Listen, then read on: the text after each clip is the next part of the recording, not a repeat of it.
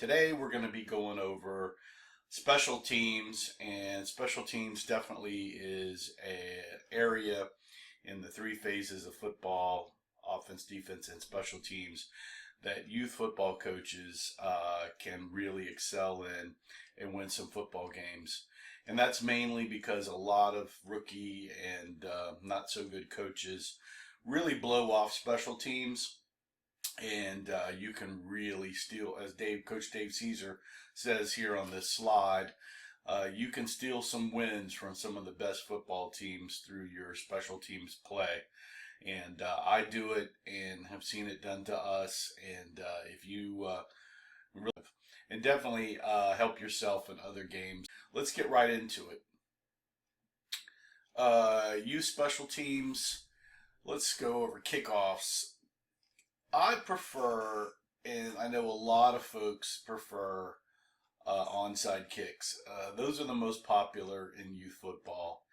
And the reason for that is a lot of us don't have a lot of time in practice.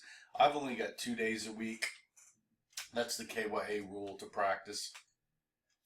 You don't have a lot of time to go over special teams. That's good at it. Takes a lot of time.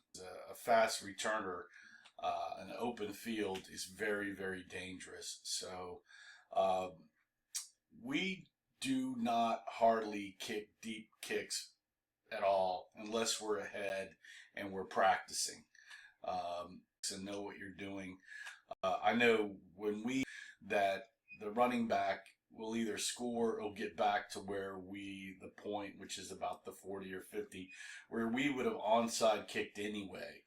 So it's long. Deep kicks really allow for us, and I usually do directional kicks to the side on the numbers, 30-yard line. So stand over on the sideline kick, because we majority of time can't see that far open, is not gunner. So we usually kick toward a sideline, and we usually kick toward our sideline majority of times, left and middle on both sides. And those guys are going our kicks like that, especially for onside.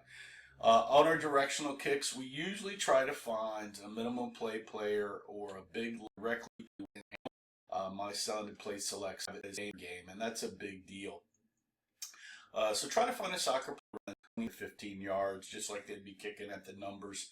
And we try to get them kicking. That really, really helps. Practice your kicks, and here in a few weeks on how my kickoff team works. So stay tuned for that. Jack Reed or Dave said, they went to 1%. Other coaches, be prepared for that on kick return, and that's where we step into right now. Kick return team. I read a couple of books on special teams, and one of the things that came out of that is try to get your hands group and speed group on kickoff. If you've got linemen that don't have quick feet, or you're trying to hide minimum play players here that kind of rookies, that's probably not going to be the best place, especially because a coach like me is going to try to find those players and kick to them so we can get an onside kick. Group that kick return team return where off, and we assign that player to the kick return team to block, and they know who they're supposed to block. And we have 3 trap zones, right, left, and middle, that we try to trap at, and then we run up either left or right or middle, depending on who gets the ball in the second or third line. So you can definitely set that up. If you don't want to trap, I definitely say you should assign players to block. Just number, you can number players from each sidelines. You can number players from your sideline. You can number players out from the kicker. I don't care how you probably do that, but assign numbers to those guys, and then make sure that your kick return people are assigned a number of a player to block, and that way you get people blocking players. But if they know that's a good film, they always on the side. But when they have the win, kick return team is definitely is an onside kick kind of return, and then we do have a long kick return team where we can back out. One guy from the first line to the second line, and another guy from the second line backs out to the first line, and it's real quick to do it that way. And like I said, I'll have on people. Yeah, so kick return, Most of the times we set up for an onside kick pretty much every time, and I, have scouted them and know in the field based on how they're placing the bow. And the team can kind of tell. A lot of you're pretty good with that once you learn through scouting what they're doing there. So that's about it on kick return.